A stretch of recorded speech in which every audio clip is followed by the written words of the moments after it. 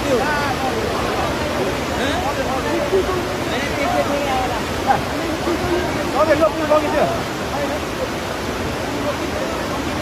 पुलै लिएर आएर चाहिँ सिङ्गो पुले आएर